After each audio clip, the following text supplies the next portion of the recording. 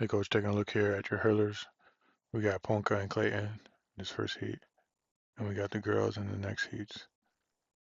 All right, it's good that everybody set PBs. That's what we're here for. We can still run a lot faster. All right, so the girls need the same workout, and the boys also need the same workout. All right, so the girls are afraid to run, so we're gonna work on that in practice. And the boys just need to adapt to the 39-inch hurdles. So right now, the intent is there. The form is decent. It's just that they're real flat through the hurdles, and that's perfect when you're running 10 flat in the 100, or you're about 6'3", 6'4". But if not, then we really need to over-exaggerate, popping the hips up into position, so we're coming down off the hurdles, and it always feels like we're tipping forward or falling forward. Like, if it's a 5% decline, you're walking down, you're gonna feel that subtly, right? And if you ran, it would be, you feel that a lot more, like, oh crap, this hill is just pulling me. I don't really have a choice. It just keeps pulling me forward. That's how the race should feel. Like, oh crap, I ain't got no choice. And in that adrenaline, you react over the barriers. All right. So in order to get to that position, we need to practice 39 inches, just popping into position a little higher here. Because all it does is it transfers to the race very minimally. Right now, we're going to say their angle into the hurdle is about 38, 39, 40 inches, and then they're running off the hurdle, right? 38, 39, 40. What they need to immediately be at 40. As soon as they take off through the trail leg, that's what the popovers do. They teach the hips the exact height they need to be at. So now they're comfortable getting to 40 in a split second, and now for the rest of the flight, they're traveling downwards. So now they're back at 39 and 38 off the hurdles. And so now we're retaining more speed, right? And that's what this is all about. Those angles. So our kids that are slower can beat kids that have better foot speed in the 100, because they're holding better angles through this. And so by getting comfortable with the 39 inches marching popovers, they're gonna be ingraining the proper hip height. So at full speed, it's not thought of, but it's what happens after you take off. So right now they're taking off at 38 inches, and after the reps, they're going to be taking off at 40 inches, and now traveling downwards. And now it makes hurdle clearance that much faster. We're going to say 0.05. So now by the end of the race, that's 2.5 tenths second improvement, and that's how it is every time we improve one of these minor technical issues. Take 2 tenths off at a time, 4 tenths over a full 10 hurdles.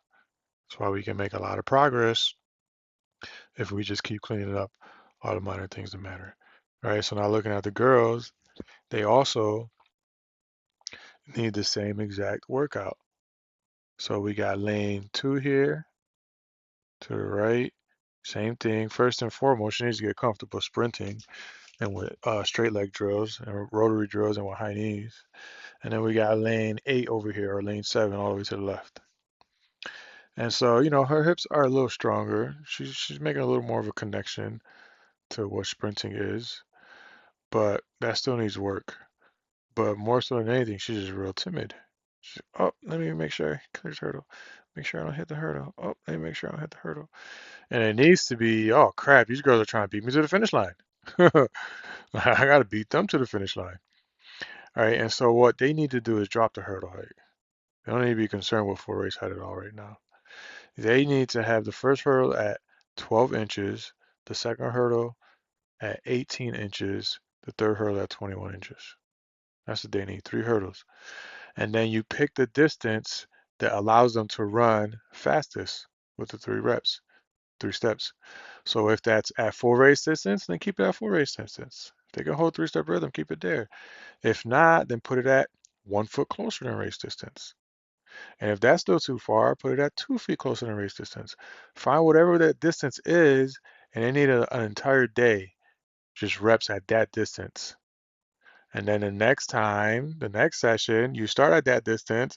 If it feels just as easy as it finished before on the last session, now they're ready to go up in height.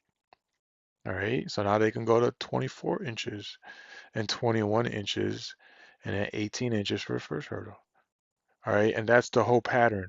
And we don't even move through 30 inches at all or 33 inches until it's just super, super, super easy at 24 inches.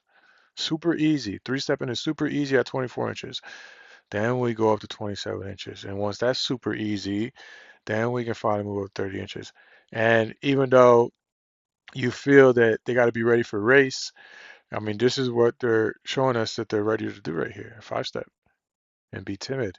So what they need is to re-ingrain in their brains that it's a three-step rhythm always. You take as much speed as necessary to clear the distance with 3 strides and continue hurdling.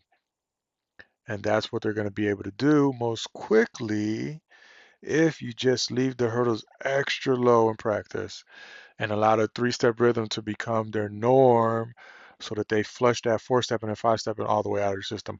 I don't know how to five-step. I don't know how to four-step. It feels too awkward for me. And they need to get so many reps with the three-step rhythm that this four-step and then five-step feels awkward. All right. So that's my suggestion for the girls. Keep the hurdles low and allow them to three-step at the furthest distance that they can hold it and get as many reps there as possible. All right. Hope this helps. Let me know if you have any questions. Thanks. Talk to you soon.